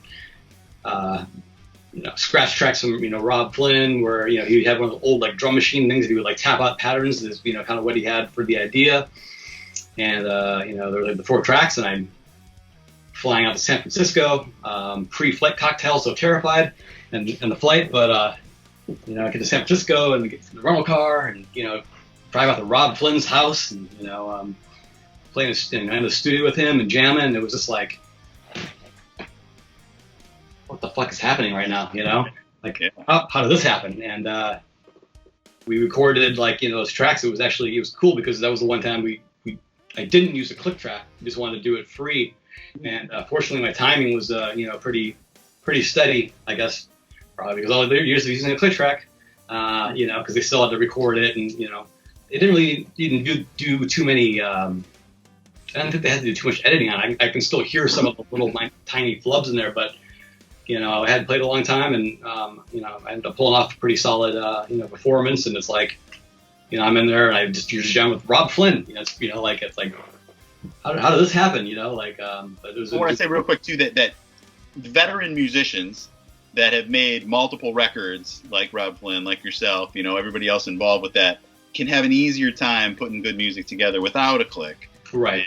Then that advice that we gave earlier is certainly, as you're getting started, you definitely need to be doing that and everything, and even still or whatever. But you got enough experience. It turned out great without it. And I remember one of the coolest things too is like, not maybe everyone can relate to this, but now you can, is the the Dave McClain ride bell, that sound, that huge, powerful, it would probably pierce 1,000 miles. And I had that on the kit, and the parts that I was able to do like dong dong dong. It was just like sweet. Just little things like that. You're like, this is the fucking coolest thing ever. Yeah. So did you get one after that? Well, I I think that was a Zildjian one. I was ended up being with Sabian, and they had a very similar one. And again, that's an influence. That using the big bell and like going back and forth between the subtleties aren't always picked up, especially in in metal in the recording, because you only have so much space to work with. But the bell of the ride will not be deterred at any point. And so that was, but it was cool just to play. I'm playing Dave McClain's bell, so yeah, that was a pretty incredible experience. And then months later, they were doing a show, performance live, and this was like right before Christmas of 2005 rather. And again, I hadn't played all that much prior till. I was like, gotta dust off the chops, and like it was kind of funny. I remember going out there, and it was very scattered, like crazy, getting everything set up during the day of the show, and it was like rehearsals going on, everything's behind schedule, and like I had spent like the month prior charting everything out, and doing the very Andols thing, and like I remember like we were playing the song, like Corey Taylor, and like all these guys, they didn't know their parts. They're like, how am I the only one prepared here? But obviously everyone nailed it, and I think the coolest thing was watching Pure Hatred performed by like Dino, Jamie Josta, what else? You know what I'm talking about, right? Like, was it Andreas Kisser too? I heard, or no? Man, I forget. But Paul from what's up, not? Oh, okay. Yeah. I remember hearing about it, being like, "Whoa, those guys played one of our songs. Yeah. That's awesome." And I went out there and watched, and like it was, it was just like it was surreal. I think I was standing next to Monty Connor, from RoadRunner, and I was just like, this is just, it's like those moments like that, like who gets to experience that, like so few. And but yeah, it was crazy. So it was and that's when I saw Todd Bell there. He was there filming it, of course, and I talked about getting that spark back, and I think he related that to you guys, and cool. That's that. Well, I'm glad I went down that way. Yeah, I think that there's been some talk about that lately, maybe because it was just the 15-year anniversary of it or something like that, but I just happened to see some stuff like on social media about it and stuff. And it would now be 40th. No. 1980 to 1980 to 2020. No, the 15th anniversary of that record. Oh, okay. Yeah. So maybe, yeah, which would be, if it came out in 05, then that would make sense. So, okay, cool. Yeah, that was a cool thing. A lot of people dig that song that Mark did with the Dino. What's that called? Yeah. The Enemy or the Venom? Or the Enemy. Yeah, you're talking about that. That was... Yeah, some good stuff. Okay, Tyler Chaffee, I'd like to know where he picked up the inspiration for double bass patterns like the outro in Eyes of a Criminal or The Disappearing Sun, and I'd like to hear how he approaches writing parts in general. Andols has always had a very relaxed, precise, and professional, but musical approach to the drums, and is a huge influence on my drumming. Much respect to him. Well, thank you, Tyler. You know, again, a lot of those, you know, where they come with those parts is some of it is just, you know, the way I think very like mechanistically, and again, sometimes that could be a little bit, you know, stiff in terms of like, you know, when you want to play and maybe a little more thinking more flow rather than, you know, like, you know, mechanical perfect. But at least initially coming up with parts, you know, I'm thinking about like the click tracks and, you know, the guitar rhythms and how patterns will line up correctly, you know, with the guitar part. Sometimes it's a matter of like, you know, the very Fear Factory-esque, like, you know, what the guitar plays, I play too. Other times it might be, you know, playing sort of in between or off that part, or letting, you know, but in terms of something like Eyes of the Criminal, sometimes those patterns come about specifically because of the fact that maybe I couldn't play straight, you know, the entire way through. I'm like, well, I can't do that. I can, you know, at least mimic, you know, the guitar part, like, you know, and still get some of the quicker parts out, make a cool pattern out of it, and hide the fact that I can't just play straight, you know, 16 note triplets like that. And sometimes that sounds cooler. Other times, you know, I take suggestions, you know, like from, you know, a lot of times you would, you know, suggest, hey, try this, and we you know, come up with something together to make it sound cool. And yeah, there's a whole bunch of different ways that those things come about, but it was, you know, usually a matter of not so much a purposeful thinking in terms of like, who am I going to take this from, or, you know, what inspiration am I drawing from. It was just, that was already there. Then it was kind of like expressed by my own, you know, style that I was developing and what made sense to me and what lined up with the patterns. And, you know, I would just I would hear it in my mind, and, you know, sometimes you write it out or something like that. And sometimes it would work. It wouldn't always work, but, you know, you could tweak it, and that's how they came about. I love those moments when we'd sit and experiment. You know, try it like this. Okay, that wasn't quite right. Somebody else would be, oh, let's try it like this. And, you know, we're just going back and forth until it locks in and everybody's like, yeah, you know, like when it works out and feels good. That I love that part of making music, you know? Yeah, I know you're talking about that too. One of your ones, recent Everything You Loves, where, you know, especially now, you know, even back when, you know, towards the tail end of Chimaira, you know, it was plenty easy to write, you know, people could live all over the world. You know, that was almost kind of like the more common thing, you know, like that not everyone lived in like the same city, you know, so passing along, you know, stuff they would work on. Here's the guitar track, here's my drum track. But we had, you know, the ability for the most part to always come together and write our material that way, or a mix of it rather, you know. Perhaps you'd write some stuff at home, Matt would write some stuff at home, but we'd always convene and work on it together and hash it out and come up with cool stuff. So we had kind of the best of both worlds there. Yeah. I agree. Nick Rooney, question for us both. What song do you wish was in the set but never made it? I was actually just asked this the other day as well, and so my answer is actually fresh in my head. So okay. So I won't spoil it for you. Go ahead. If you name a song that was never in the set. Stick Murder. Ah, okay. Good one. You know, and I think I've said this before too. I don't think we play that song because Jim hates it.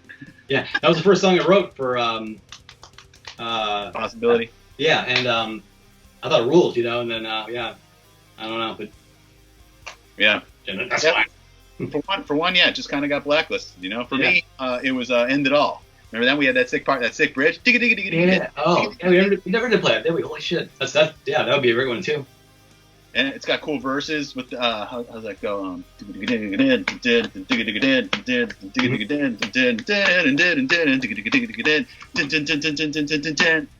Yeah.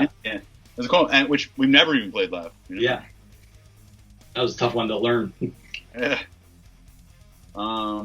I think too that might have been the first song we recorded for Resurrection as well too. Like when we got down to Audio Hammer in Florida, for some reason I feel like I remember tracking that one first, I think, or something. But you would have done your drums up in Cleveland in whatever order. I feel like maybe sometimes I was like, all right, let's just get one of these like really difficult ones out of the way, and maybe I'll feel better, you know, like moving forward. Because you know, that's an example of one with, you know, learning it. Like I had a click track and I knew the pattern, and I had to like think about, you know, everything lining up, and I probably start at half speed, you know, like you know, and work your way up, and that's how I learned it. And so that's how you put that to use. At a slow BPM, get the pattern down, and then make it 5 BPM faster, 10 BPM faster, and so on. Yeah, work it out. Andols, what have you been up to this past decade? So, Mr. Cody is asking that one. I think we've kind of going over that. Unless there's anything else you'd like to add. There's been some many things happen. All right. A lot of good things, a lot of difficult things, and here we are now. Here we are. Mike Franco, first and foremost, how are you doing? Absolutely no disrespect to Austin. You were missed at Chimaira Christmas 15. What bands? Okay, so cool. We've talked about that. What bands have been on your playlist recently, metal or not? I get really hooked on certain artists, and I'll listen to the same thing over and over. Probably my favorite right now is Catatonia. They're very I think yes, you like them a lot. They're very dark. It's heavy-ish, but it's very melodic and very solemn. Their newer albums don't have any scream vocals. He has a very nice, a really amazing voice. Definitely check out any of their albums. People want the earlier ones. They go back to the probably the 90s, and they're one of those Swedish bands. I think they were kind of they shared practice space with Opeth, so they were kind of like brother bands. Ah, cool. And so when I did a drum lesson with somebody, and he turned me on to them, and I absolutely love Catatonia. I absolutely love this hardcore band called First Blood. I listen to them quite a bit. And then I'll go through cycles of stuff that I get fall in love with, 2 albums or big kind of aborted. I'll kind of zero in on a handful of artists like that and listen to the shit out of them, and then come around to something else like Gojira. But I think the top 2 right now would be Catatonia and First Blood. Gotcha. The Doctor. Yes. Really? All right. Eyeless. I'd like him to break down his part during the guitar solo of No Reason to Live. Probably not realistic for this type of video, so I'd just like to say Andols is one of my top favorite drummers of all time. Super creative parts. Thanks for everything you've done so far. Looking forward to hearing your project from you and Rob. So yeah, he's talking about the solo No Reason to Live. Remember that? Yeah. Yes. That, I believe, is on my YouTube channel broken down. No shit. All right. That can be easily found, I made 10 videos on there or something like that. But I am 99% sure that I purposely did that part, and I broke it up into 4 different parts, slow to quick, and put it all together. So if he wants to see that was put together, it is already prepared for him. Great. I'll try to link that here, and I've always been a fan as well of not only your cymbal work, but specifically your ride and hi-hat work when you're dancing around with that stuff. It's flawless, man. Thank you. Okay. Herb Franco. Few questions I've got in mind. What songs are you the most proud of, and why? That's number 1. Go ahead. Well, I guess I'd definitely say... it's funny because I every time I'm oh, and then I'm my mind's what the fuck's the name of that song again? I literally have trouble remembering my own band songs names. No Reason to Live though, with that drum part is definitely one that stands out. Stuff we were just talking about, just the challenge of that and be able to play that, even if we didn't play it live, something that would say you would come up with, you'd write the song, you'd have that drum part in there, and it worked, and it made sense. And I was and I couldn't play it at first, of course. Trying to sit down there would be challenging. Being able to figure it out and make it happen, that always made me very proud. So that's the cool part. I think the Intro to Pure Hatred, even though it's not the most crazy out there part, I love how it is the guitar riff, where you guys play, but I'm playing out over the toms, and that one is that's the Chimaira hit, That's a signature beat. Yeah, you hear that. I had never thought about that's a guitar riff. Yeah, I mean, once you say it, of course, now I get it, but I never associated it because, like, yeah, the different, like, whatever tones of the toms. I don't know. I never thought of it that way. But yeah, yeah. And then I still, still like certain Chimaira songs that, like, I listen to them. I still get like chills from them. Like, oh, if I can remember the names of the songs. I got one. Oh my God, this is so embarrassing. ADD brain. All right, well, we don't have to put you on the spot. I got many examples, but yeah, like I'm totally brain dead trying to remember what the fuck our band If it comes to you, go ahead and spit it out. But no big deal. Okay, could the Rob/Andols Herrick project lead to a second one?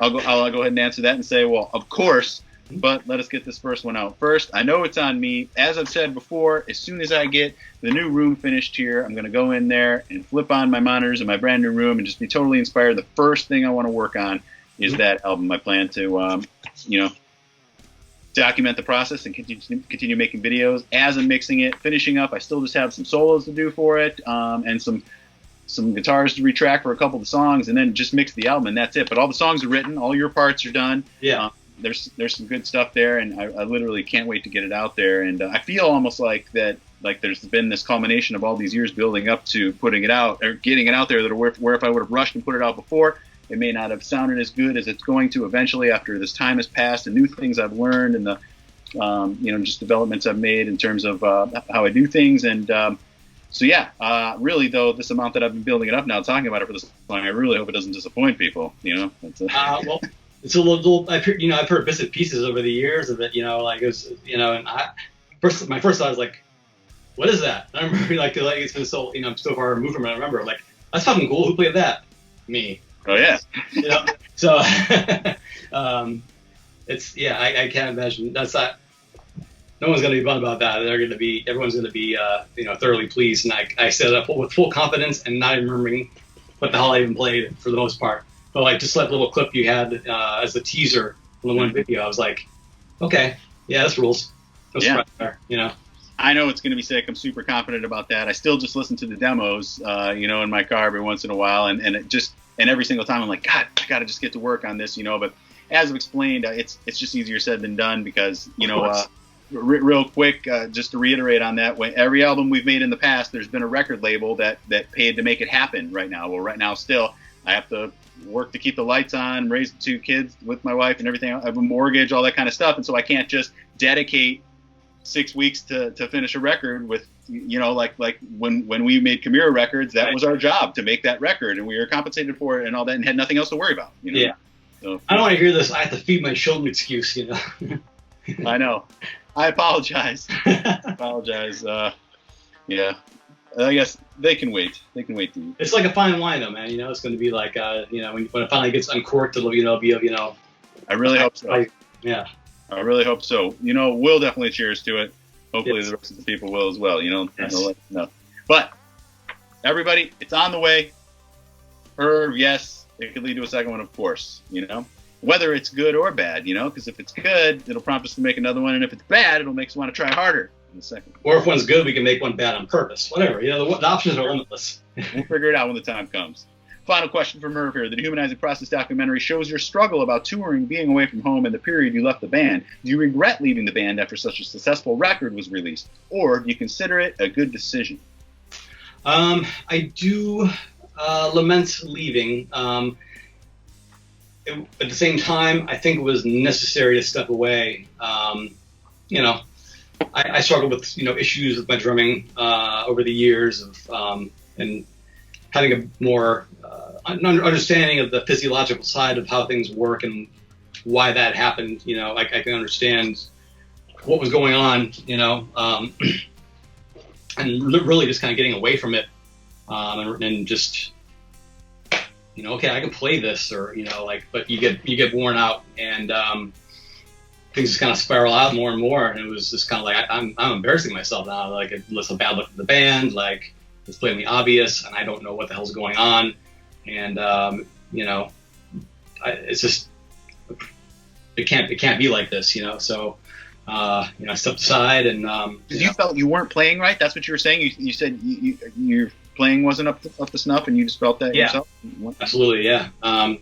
especially like I forget who was I don't think I was using triggers at the time, but my kicks, were always very prominent in the mix. And I forget who said it was a great line though about, people always call like, triggers like, oh, cheaters.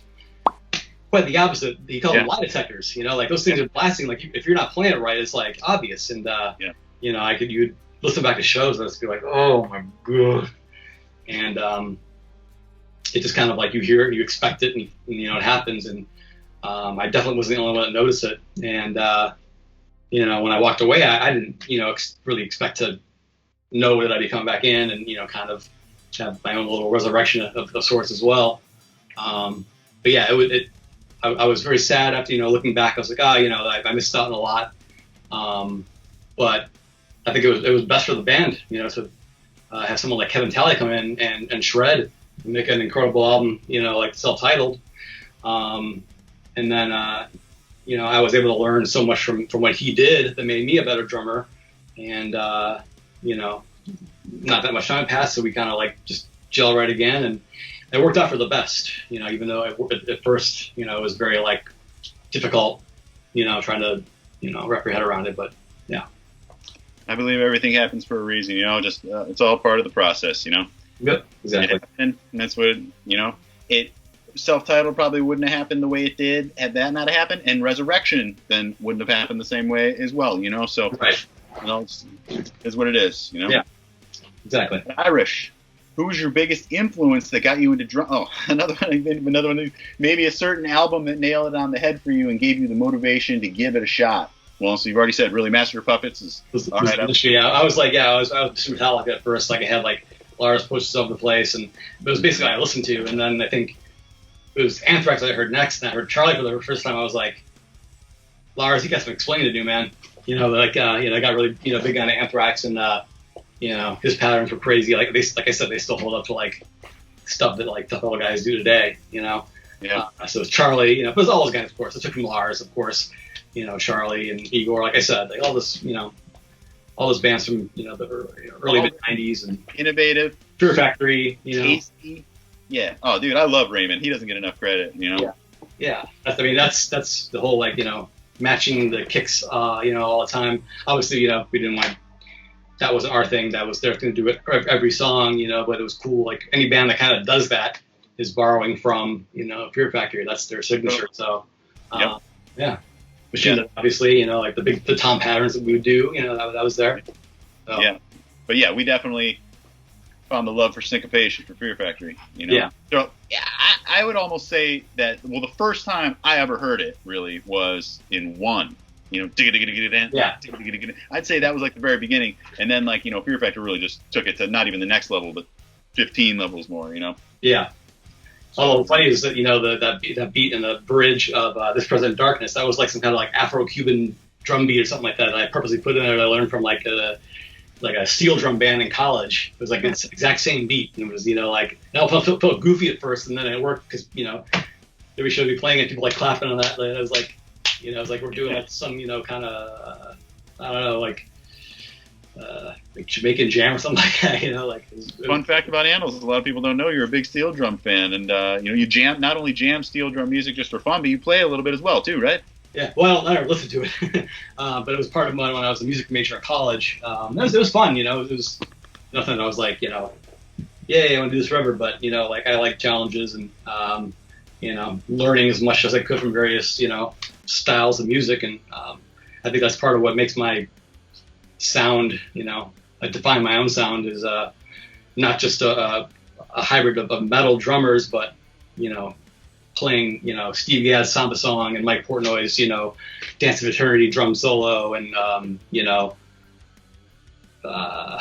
jazz guys patterns, and trying to like and tastefully implement them into like metal. And I think one of the biggest things I got into later was called like linear drumming, where basically all it is, you're never playing like two things at one time, so all the patterns kind of flow like between sticks and hands. And I put that like everything later on, and it's just I'm very proud of like having to do all that together. I agree. I think a big part of our sound is a lot of your just exponential influence and the influence from those crazy genres or just different genres that you can bring into metal, and I think that's super cool. Yeah. I love that about your style. Josh Maurer. If I could invite 5 people to my house for a cookout, they would be Andols, T-Pain, Shia LaBeouf, Brian Cox, and Mike Tyson. Who's Brian Cox? Yeah, Tyson would be awesome. Yeah, I love Mike Tyson. I thought you were going to say Shala Styles, though, but that's all right. No. And then Andols needs a Patreon for all his spicy meme content. How do you say that? Memes Yeah. content. I guess there's no question there. Oh, I think... He's just saying that you have a spicy meme game. Oh, okay. He wouldn't be talking about... I'm not sure if it's the same thing, but my big entertainment value on like Facebook is I love get like spam emails or like random shit, and I reply to them like in ridiculous ways, and it's like, damn, I got a good like creative writing game. Like like if there was always like like, oh I'm Susie and my father was a respected politician in Central African Republic, and this is put some link from BBC story and like usual scam stuff, and I would reply because the wording was always fucked up. Yeah, I would mimic that, and I remember my favorite one was like my entire response was like a cereal pun, like it was like I fought under General Mills and Captain Crunch died valiantly trying to protect like all these things and like just ridiculous shit like that. And I have like a whole ton of them, and I still do them now. Like I'll get like just today, I got one. It was like from Messenger. Like I'll see someone who has to add me on Facebook, and it's clearly like a fake profile. And when everyone else is like, delete, I'm like, I'm the papa, let's play. And I have fun with it and post it on there. So more content for your YouTube channel potentially. Put together content if you're messing with these potential scammers. I think people like that. It would happen back, like on dating apps. You get the fake profiles and like they were like the auto questions, and you'd be like, my boyfriend is so lame. I'd be like, what are your thoughts on the Austrian business cycle theory? Yeah, let's totally hook up. Oh boy! All right, a couple more. Luke Knudsen. Before the Reuniting Christmas show, there was some concerns about your health. Is everything better? And what have you been doing since leaving the band in 2011? All right, so we've covered that. Yep. Asshole. No, everything's not better, unfortunately. And since 2011, you've just been, I did a lot of cool studio stuff. I made I accomplished a lot, especially, early on, like making a living, most of my living doing studio work, and, it was for a couple of years, pretty unheralded. I finished my college degree, graduated with honors, Okay. plotted out my move to Vegas where I was wanting to live, so I did, a lot of awesome things, and, obviously got the, hit a pretty tough wall that I'm, still, trying to work my way around or through or underneath or whatever the hell the process is. But, it was definitely early on, I was, I'm really proud of the stuff that I had made happen. And, I've still had, even during all this, like I've had some incredible, incredible moments and relationships. And, so there's, even in the darkness, there's light. Cheesy kind of thing way to put it, but, Oh, I agree. What's your degree? General studies. General studies. Okay. So basically, I love it too. Like it's like sometimes they call it integrative studies, which I think is a more like cool name.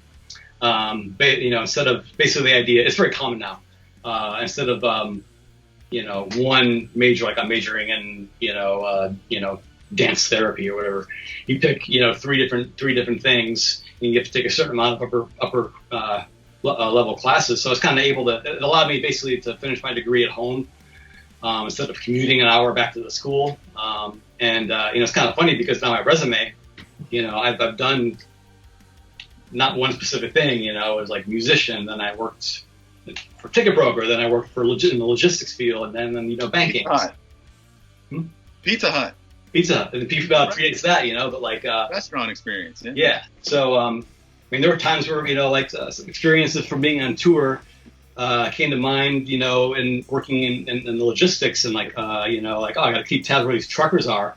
This guy's telling me he's in Los Angeles and he got an appointment to be here this time. Like, I think tour, trying to get through, now this is going to work, the little things like that.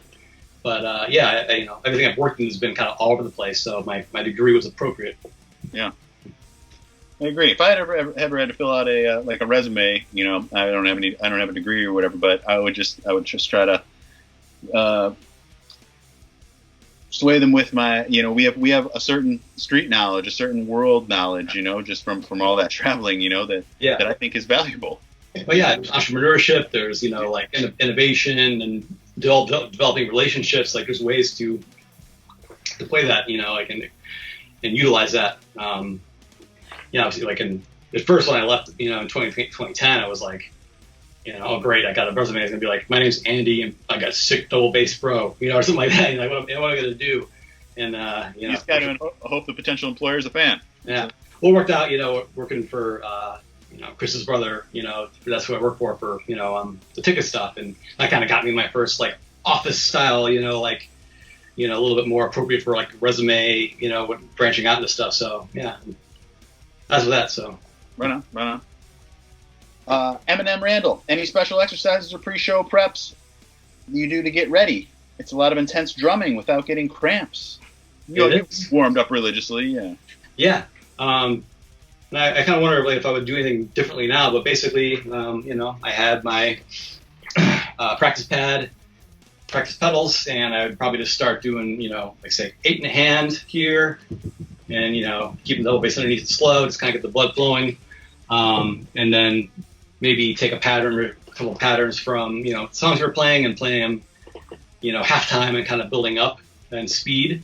You know, there's certain aspects of it, of, you know, getting I won't get to the science of it, but, you know, just working your way up and getting your body prepared for the, you know, the intensity and the effort that needed to, you know, play, and not just walk up there and all of a sudden you're just like, you know, because you're not prepared, you know, you have the blood flowing yet. So it was just starting slow and taking some patterns and nothing special to it, just making sure that you felt warm. And yeah, that's what's important, I believe, too, just getting warm. You know, nothing can actually prepare you for that show adrenaline and stuff. But yeah, when you start, it's still different because you start getting that sort of drumming, maybe you start gripping a little bit more tightly than you normally would when, you know, proper technique. But yeah, just start slow, build up, do the patterns, kind of get those in my head, so, you know, they felt more like especially the ones that would challenge me. If I,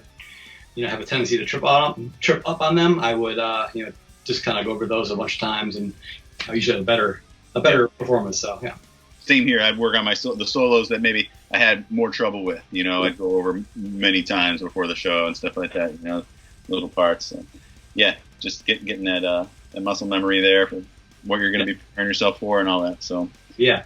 All right. Finally, we're going to wrap up the session, the question and answer session here, with a couple questions from our good buddy Eric Schaltek. Check. So you actually see here, he's the one that had inquired about the RoadRunner United, which we already went over. Okay. And then this next kind of little set of questions I'm going to put into one question. By the way, Eric is a great friend of ours, also a drummer and stuff, and he happened to have this sitting here. He works for Campari Industries that makes Skyed vodka. And I don't know, did you ever see these? No. That's awesome. Yeah, these commemorative Skyed vodka bottles for the Christmas show. That's awesome. There. Yeah, so pretty sweet. Chaos logo there, you can kind of see. Yeah. But yeah. Nice. That's awesome. I remember the bottles we got too with what was the Wild Turkey. Names on them? What was it? The Wild Turkey bottles. That's right. Yeah. Got a special ones of those. So cheers to Eric for his friendship and support there. But so basically, I'll put this into one sentence here, and it's a little bit heavy. Do you still play drums? And do you still love drums? Do you still think of ideas? Are drums still on your mind? Yes. Drums are on my mind. And when I say, I've said a couple of times here, I have no interest in playing them right now. That's not to be taken way out there. It's like right now when doing kind of anything is very fatiguing and constantly in pain, it's difficult to even think about getting down the stairs and doing that. Now, I don't know where my ceiling is right now with my current physical status. I could do something. I I referenced, I think, last year when I posted that picture, I used the word fear, afraid of, for whatever reason, of sitting down there and seeing what happens. So, maybe it's a matter if I just popped down and did something, that might trigger it. I think a lot of it is just the general malaise, of life right now, and kind of having everything feel like, it's falling apart, and trying to not even know what pieces to pick up and what order to put them in. So, I do think about drums, and I that is there. It's just kind of like, there's a chasm right now that, between a lot of things that I want or need that I'm just physically or, financially or even emotionally capable of doing at this time. But it's there, it's like, that's not the kind of thing that's going to be snuffed out, altogether, like even if it was like 80 years old and all of a sudden like, I can play for some riffs, like it's there, and there's still time to, because we're so fortunate to have the continuing fan support and love and that we can, do a show or even more or whatever, or projects with, different guys and have it be relevant. So it's there. Just got to get myself to that point where I can do it. Yeah. Okay. Well, I know we'd all love for that to happen, Yeah. So, but yeah, I think I've reiterated that, and I guess the ball is in your court. But yeah, I mean, hey, again, I really appreciate you opening up to everybody like this and just telling us a little bit about what's going on. I think now, especially after hearing some just lighthearted, question and answer stuff, I think that I know I have a better feeling about everything, and I hope you do too. Maybe I hope that that you let this inspire you a little bit, at least in some way, and I'll check back in with you. And I just had this thought right now, but perhaps everybody jokes around, oh, let's do this again, let's do it again, or whatever. But I mean, we just went over so much. Yeah. Too soon to go over to do it right away again. But why don't we meet up again? And you mentioned that Crown of Phantoms review thing. What if, as soon as I finish our record, we'll listen to it together and talk about it and film it, and we could continue this, and we could talk about, and it'll be cool to have you check in and be like, oh yeah, and talk about why you chose to do that beat, and we could talk about, oh, I struggled writing this part or whatever, maybe that'd be fun. Maybe we'll meet up again and just listen to the album together that we created 7 years ago now. And definitely. Unlike, like, next time Chimaira comes back to town, y'all gonna come? And then come out the lines of 8 people, like, come on! So no, I will definitely be down for that. And dude, I really appreciate like this platform. It was weird because at first I almost felt kind of guilty with like a sense of like, hey, remember me? But woe is me. But like, it gives me a chance to express my gratitude to everybody, and that I get it through my own Facebook page and everything and social media. When I check in, I'm reminded, even the darkest times, I can pull that up and, that's there. And it's like, I can't take that for granted, when things seem like completely, donezo. So, yeah, just, even coming out here, I know it was difficult. I don't mind opening up at all, like I said to you, I'm an open book, but trying to put it together to make sense, there's just so many things that happened, and I'm talking about things, chronologically all over the place, but, and not really getting into some like the heavier things, but that's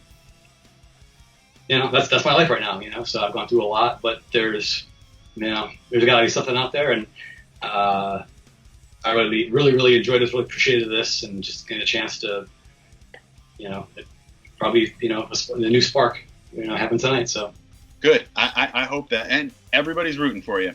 I know you know that, and you can feel it, and don't forget it. Everybody's rooting for you. Everybody's in your corner. Everybody wants to see, something happen. And again, hopefully something will come from this, some angel, will come down, tap you on the shoulder, offer the helping hand that maybe you've been looking for. And that's all we can hope for. That's all anybody can do right now is just kind of hope for the best. And on that, man, it was well, just personally, friend to friend here, as a friend for, what do we say? We met when we were 15, 16, so 25 years we've known each other now, you know, and which is madness. 25 years. Madness. It's good to catch back up, and it'd be awesome to sit in the front lounge with you again sometime and Yes. Invade your space. Yeah. Your backpack on my lap. Yeah. Awesome. Andols, please let me have some of those almonds. You know, like 28 at a time. No. exactly. That's one serving. You know, awesome. Well, hey, thank you again so much, Andols, and we'll talk again, bro. Appreciate you coming on here and taking the time for us all. And yeah, brother. I hope all's well. Say hey to your folks. Will do. And they said hello to you, by the way, as well. So. All right on. Say Tim and Rick, and I know Tim's got a family now, right? So does Rick. Yeah. So I got 2 nieces. Yeah, they were born like a couple weeks apart. So. Awesome. I'm an Uncle Doles ×2, and yeah. Nice. Uncle Doles. Cool, man. All right. Well, stay healthy. Well, as healthy as you can. Get healthy. Yes, we're getting there. Yes. You know what I meant by that in this time. Yeah. But you know, don't let. So, but yeah, man. Go break out that PAX pad for us, okay? Absolutely. Cheers, Andols. All right, brother. Talk to you soon, brother. Absolutely. All right, man. So it's a big night. I am finally, after all this time, sitting down with Andols. Oh, geez. And yeah, I'm gonna get him on the Skype here. Is there anything you'd like to say to him? Hey, man, it's good to hear from you. How you been? Haven't talked to you since a while. It's a lot of masks going on, and this new clipper I got. In other words, he says hello, right? Hi, Andols. Take it easy. Okay.